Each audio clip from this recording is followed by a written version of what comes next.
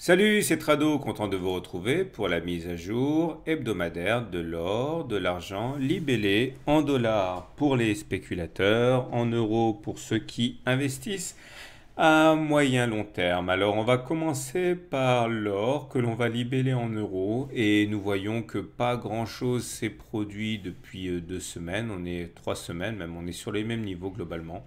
Vous remarquez qu'on est toujours dans une situation où la tendance est haussière. Ça se voit à de nombreux critères. Regardez tout d'abord les pics qui sont ascendants et les creux qui sont ascendants. On peut même rajouter la moyenne mobile à 30 semaines pour s'assurer qu'effectivement on est bien au-dessus de la moyenne mobile à 30 semaines qui monte. Donc on est en tendance haussière. Et on est également au-dessus du nuage Ishimoku, là, vous voyez la zone verte, bleue.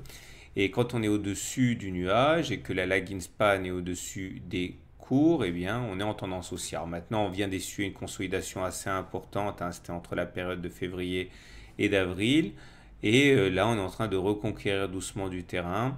La prochaine résistance de taille est cette zone grisée ici, aux alentours de 37 500 euros le kilo. On renacle un petit peu avancé, mais c'est ce support important là qui représente les 36 000 euros le kilo semble bien fonctionner pour l'instant. Donc on va être patient et attendre. On va passer maintenant à l'or qui sera libellé cette fois en dollars. Alors l'or libellé en dollars nous apporte un graphe qui est assez similaire, hein. Là aussi, la tendance est haussière. On le voit aux pics qui sont ascendants, aux creux qui sont ascendants, au fait que nous soyons au-dessus de la moyenne mobile à 30 semaines et au fait que les cours soient au-dessus du nuage et que la lagging span est au-dessus des prix. Donc les systèmes d'eau, le système de Weinstein et le système Ishimoku sont tous haussiers. Maintenant, on a un petit problème. On a du mal à passer pour l'instant les 1309 dollars l'once, hein, qui correspond en fait à une résistance au dernier sommet qu'on a eu là. Donc pour l'instant, on tergiverse un petit peu, mais pas assez pour remettre en cause la tendance haussière qui est maintenant établie. Donc on attend, si on passe les 1309, et bien normalement on devrait aller chercher la prochaine résistance qui est à 1344 qui correspond au sommet encore précédent, ici celui du 7 juillet 2014. On bascule maintenant du côté de l'or, enfin de l'or et de l'argent libellé en, de l'argent libellé en or et en dollars.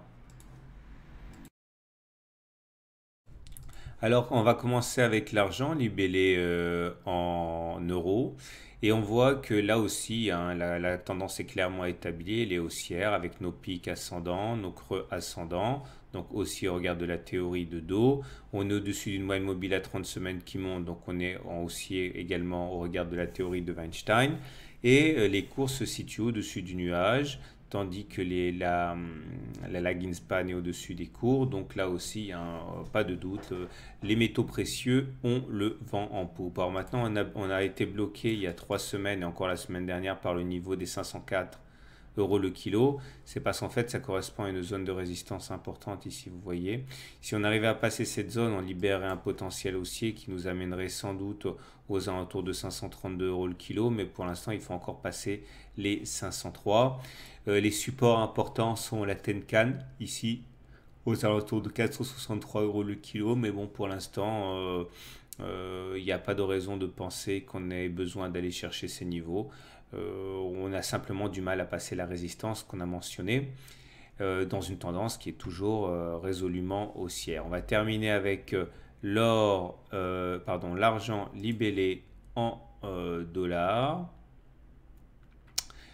Et la situation est tout à fait similaire. Voilà où on en est. Alors j'ai pris un petit peu d'avance. Voilà. Pic ascendant, creux ascendant, cours au-dessus de la moyenne mobile à 30 semaines, cours au-dessus du nuage. Vous voyez, hein, c'est un petit peu un carton plein, quelle que soit la devise que l'on utilise et le métal analysé, hein. La tendance est haussière. Et là aussi, hein, on bloque sur une résistance. Alors là, pour le coup, la résistance qui bloque, c'est celle-ci, c'est celle des 18 euros. Pourquoi? C'est le système Ishimoku, hein, qui nous l'apporte, cette résistance. Parce que, regardez, on a ici, ça s'appelle un plat de SSB. Vous voyez, cette courbe qui fait un plat. Et donc, quand on prend le prolongement d'un plat comme ça, eh bien, ça nous donne une résistance et c'est bien ça qui freine les cours actuellement.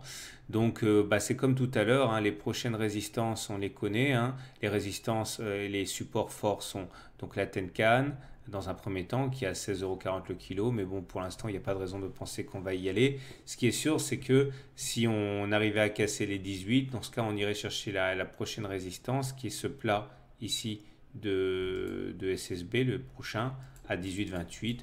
Mais pour l'instant, il est vrai qu'on cale un petit peu. Voilà ce qu'on pouvait dire pour l'or et pour l'argent. Dans tous les cas, c'est une situation où la tendance est haussière, mais on décide de prendre un petit peu de temps pour rassembler nos forces. Mais rien d'inquiétant pour l'instant. Il faut vraiment comprendre qu'on a connu une ascension importante sur tous les métaux depuis 6 semaines. Il est normal de consolider.